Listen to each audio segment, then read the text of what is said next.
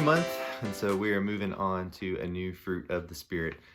This month, we're going to be talking about faithfulness, remembering that it's fruit of the Spirit, remembering everything else that we've said in these introductory videos about how this is something that flows from a relationship with God. It flows from a daily time in His Word. It flows from our prayer time. It's not something that we manufacture and muster up all on our own, but it is something that we can take intentional steps to grow in by identifying just some characteristics that we want to try to cultivate and then figuring out how we get there. And so, as we do each and every month when we start one new fruit, we're going to look today at what the Bible says about how God is faithful. God is the epitome of every single one of the fruit of the Spirit. And so, as we think about what faithfulness looks like in our relationship to God and our relationship to other people, we want to look to God to see how He models faithfulness for us to reflect and to model back to Him as a result. And so we're going to look at Psalm 36 today, and we're going to see just some pictures that are painted by the psalmist, a comparison that he sets up to help us understand what it means for God to be faithful. And hopefully that's today is just going to lead us to worship God and to know Him more intimately and to praise Him for faithfulness. I think we'll be able to see at the end of this how we should all really regularly be grateful and express that gratitude for God's faithfulness to us. So jumping into Psalm 36, initially we're going to focus in on just a few verses towards the middle. But initially, the psalmist sets up this contrast between what a wicked person is like, and then, as we'll get into later, what God is like in contrast. And so, characteristics of the wicked that we'll look at as you look through just the first few verses of chapter 36 says that transgression speaks deep into a wicked person's heart. So, deep within themselves, this model wicked person just has sin that is there, and that's the natural state of all of us, right? Like, it's not like the psalmist is picking on anybody in particular. He's saying, hey, all of us are wicked in our hearts, and that speaks deep within us. It's a heart problem. It's not just a behavior problem. It says that this wicked person doesn't fear God. I don't know if we've talked about this previously or not, but when we talk about fearing God, I know sometimes that can be a problematic subject. Think of it as being aware. Like if you're walking around a corner and you were to suddenly just be confronted by a bear, what's going to happen to you? Like physiologically, you're getting tense, you're hyper aware, time slows down a little bit, you're fearful. Like your body is reacting in a manner to make you afraid, to protect yourself. But what happens is it's almost hyper awareness. And so when we think of fearing God, it's not necessarily being afraid of God. It is being really aware of Him and knowing who we are in relation. Like when you walk around the corner and you see the bear, the reason why you're afraid is because you know what a bear can do.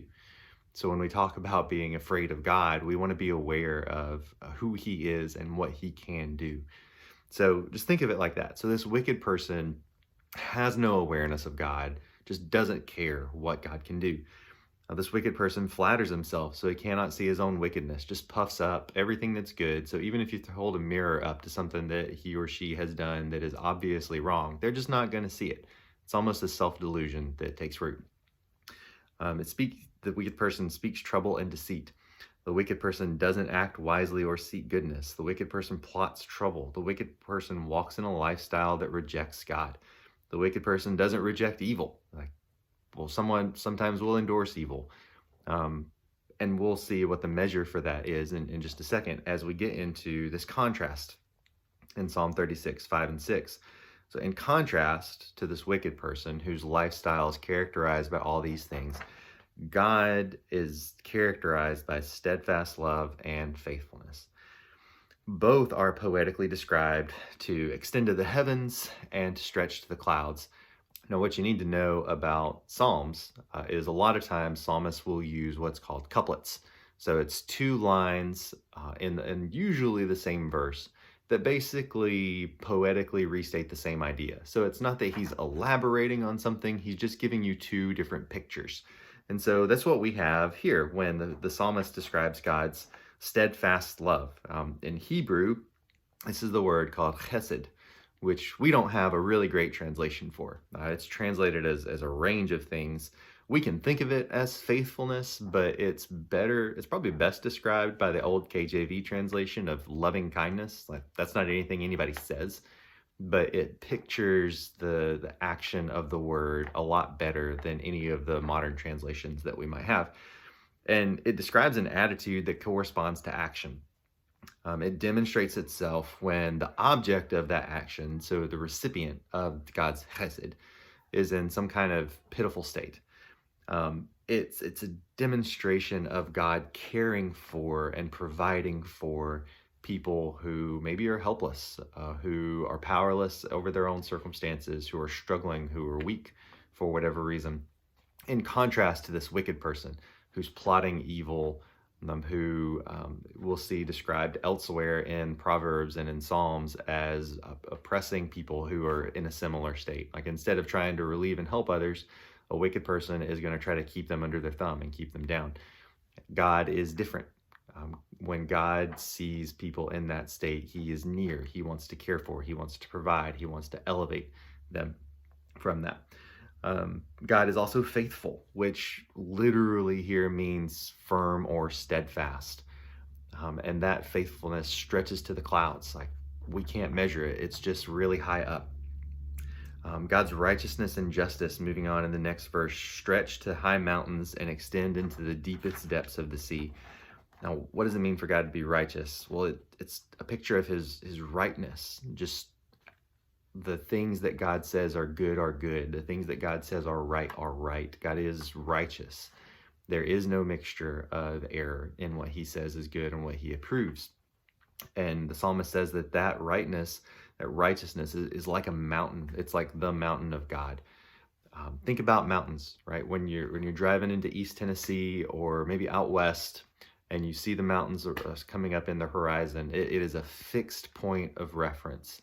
It is an undisputable point that you can point to and get your bearings, right? If all else fails and your GPS dies and you know that mountain is over there and it's in the east, as long as I'm driving toward that mountain, I'm going east. I'm making progress in the direction that I need to go to.